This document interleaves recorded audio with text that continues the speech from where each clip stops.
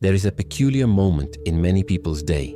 It is that instant between waking up and getting out of bed, when your eyes are still closed but your mind is already racing. A strange feeling takes over your body. It is not laziness, it is not sadness. It is something more subtle and more disturbing. The certainty that another day has begun and that this day will be exactly the same as the previous one, only with different tasks. Your hand automatically reaches for your cell phone on the nightstand. Notifications have accumulated during the night. Apps demanding attention. Updates promising to improve the experience. Reminders of things that need to be bought, done, optimized. The world didn't stop while you were sleeping. In fact, it sped up. Then comes that thought that almost no one admits to having. What's the point of all this?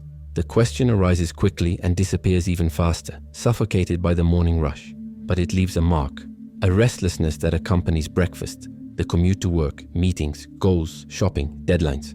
A growing suspicion that something is fundamentally wrong, not with the world outside, but with the way life has been organized. It is the silent realization that we have become slaves to what should set us free. That progress, that sacred word of the last few centuries, has become a sophisticated prison, where the bars are made of convenience, speed, and endless possibilities that paradoxically leave us emptier every day. The most disturbing thing is not that things are getting worse. It is that they are getting better all the time, and yet something essential is being lost. There are apps to make everything easier, technologies to solve every problem, products to satisfy every desire. And amid all this efficiency, one uncomfortable question remains. Where is the human in this equation? Nietzsche warned more than a century ago that we would kill God.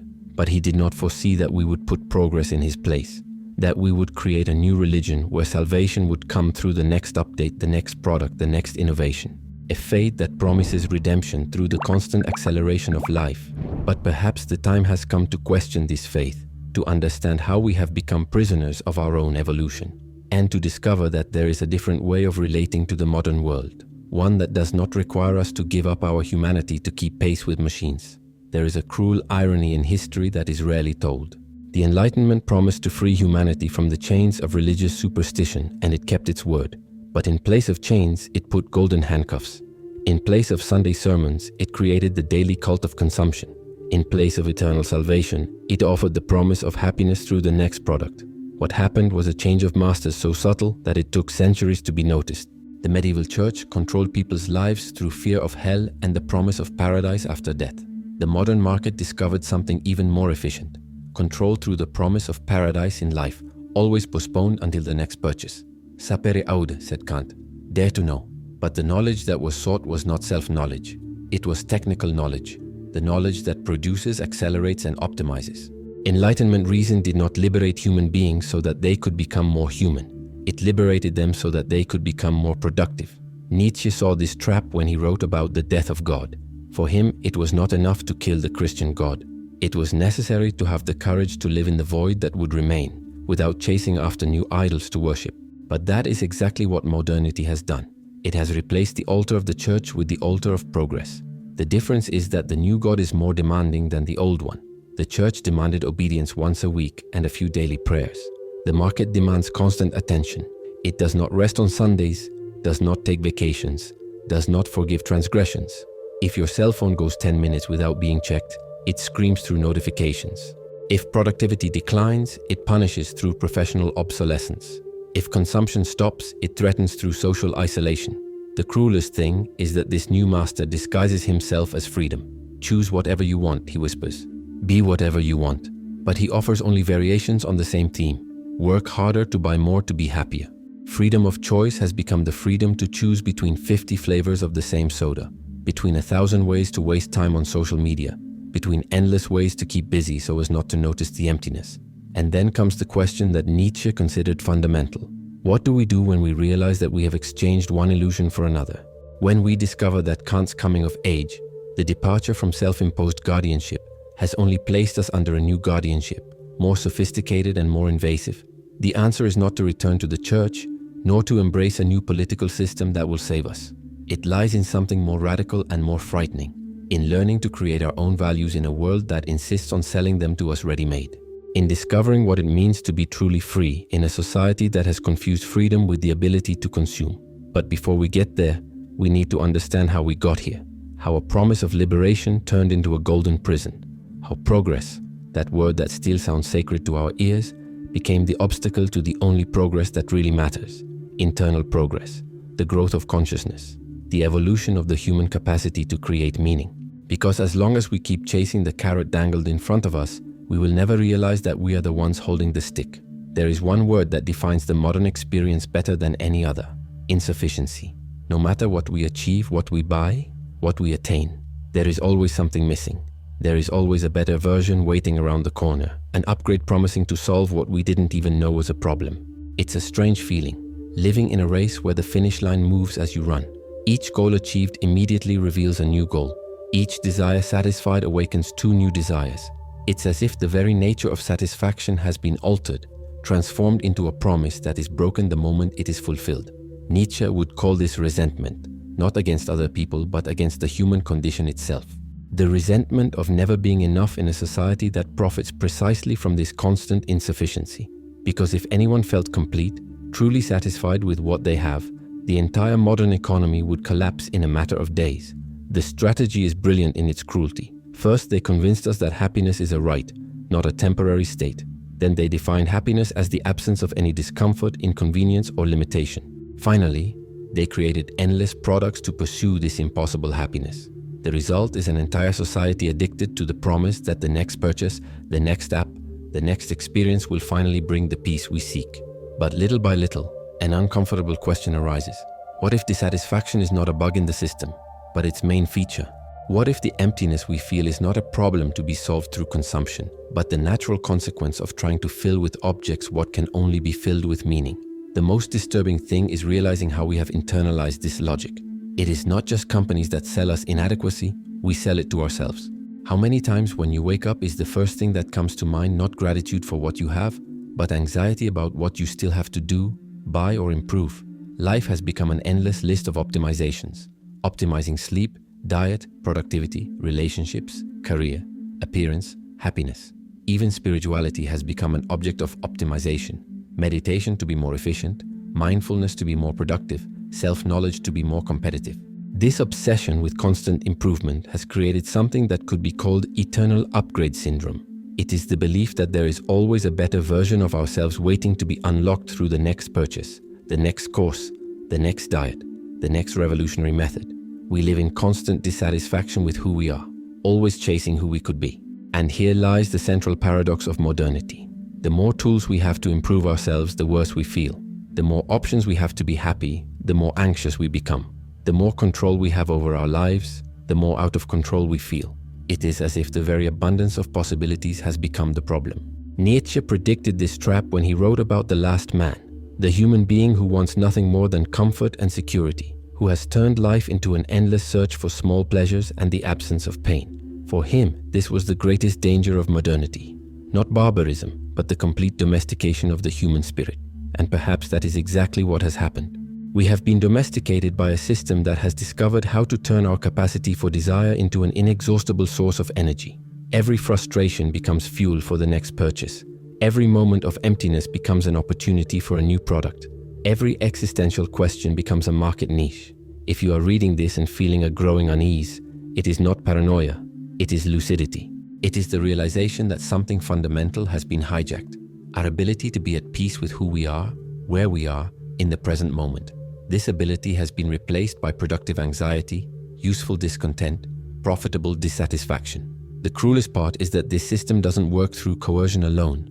It works through seduction. It doesn't force us to buy. It convinces us that we want to buy. It doesn't force us to speed up. It makes us feel like we choose to speed up. It doesn't forbid us from stopping. It just makes stopping so uncomfortable that we prefer to keep running.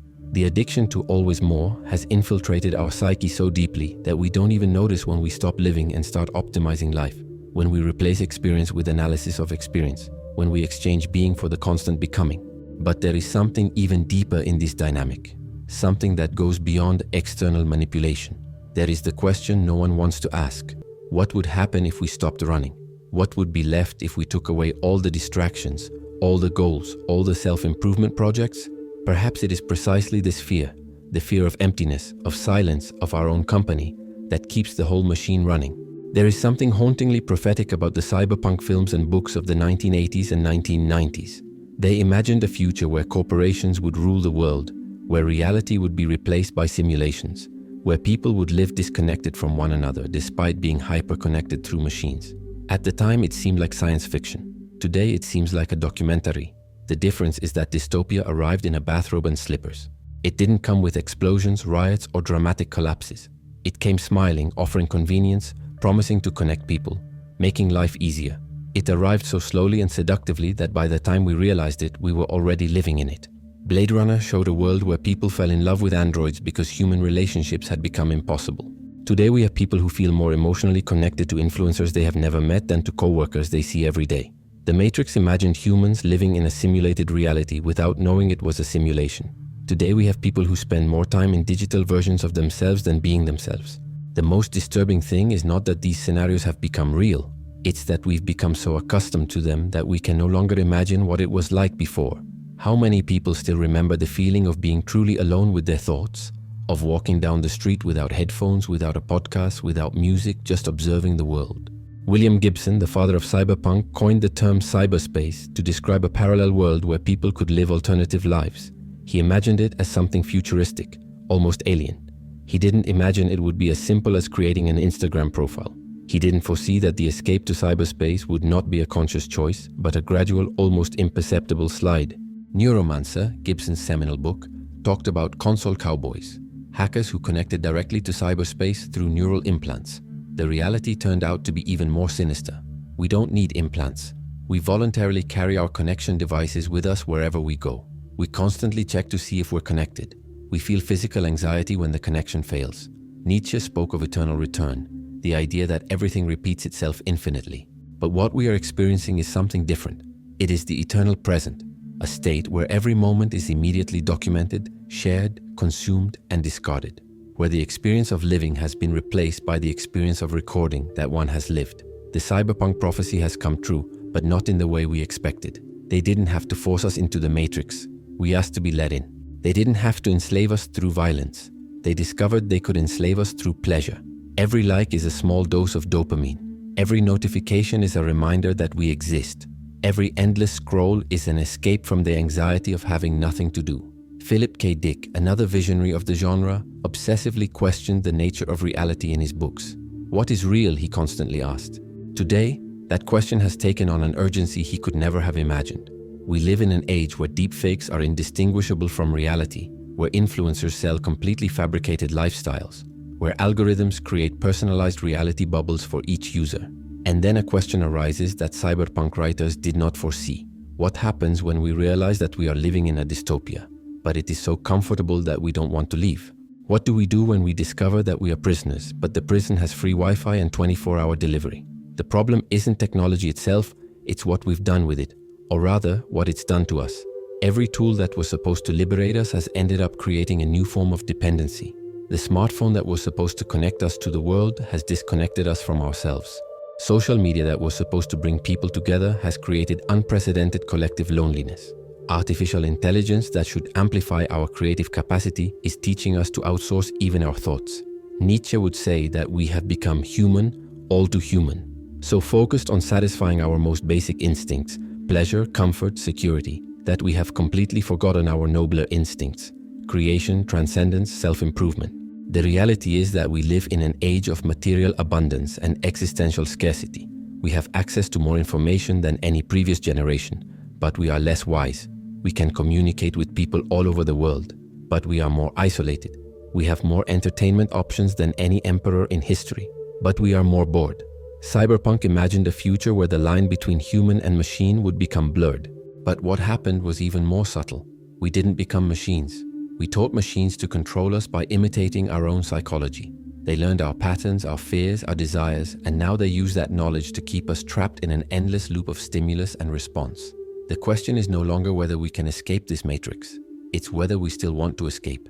Because perhaps the scariest thing of all is the possibility that deep down we chose to be here. There is a specific moment in the life of every conscious person. A moment that some go through and others avoid forever. It is when you realize that all the answers society has offered you were poorly formulated questions from the start.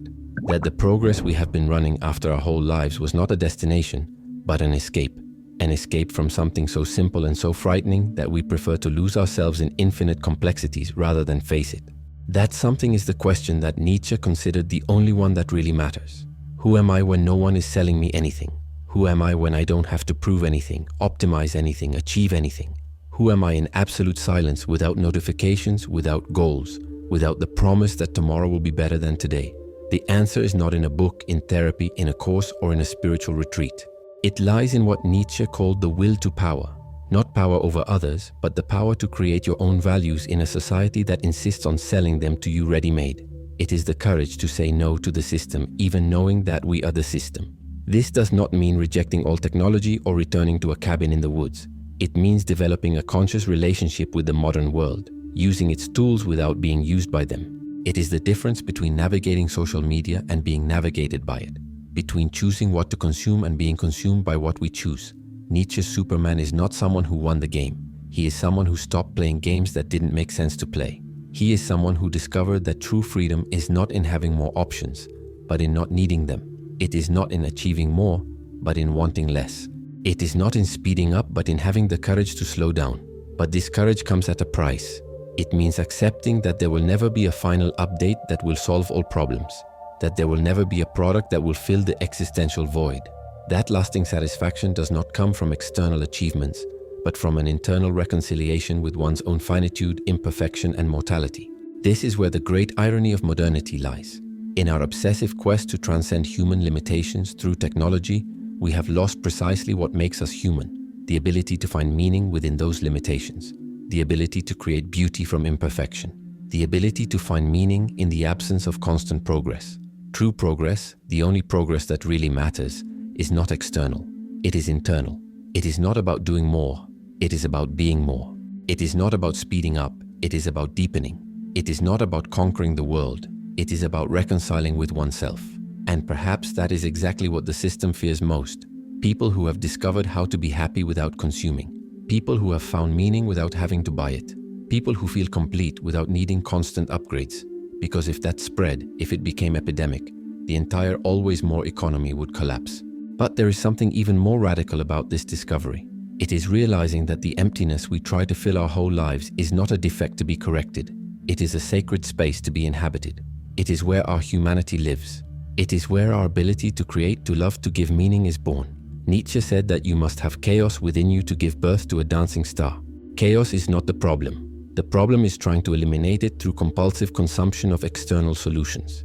Chaos is where our creativity lives. It is where our authenticity is born. It is where we discover who we really are when we stop trying to be who we were told we should be. The most radical revolution anyone can make today is not to change the political or economic system. It is to stop outsourcing to the market the responsibility of creating meaning for our own lives. It is to discover that the only thing we really need to buy is time. Time to be with ourselves. Time to question. Time to create our own values. And then, in the silence that remains when all notifications are turned off, when all purchases are cancelled, when all optimizations are abandoned, something unexpected emerges. Not the emptiness we feared, but the fullness we never knew existed. Because in the end, we discover that we were never prisoners of progress. We have always been our own jailers, and the key has always been in our hands. And you?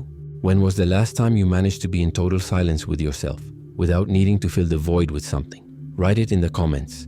If you've made it this far, you've already taken a step beyond most people. You watch the videos. You reflect on each idea. Now the question is, how far do you want to go with this? If you want to take the next step and apply this knowledge to your life, the codes of the White Rabbit are ready for you. The link is in the pinned comment. Remember, success is a decision. The choice is yours. Count on me and follow the White Rabbit.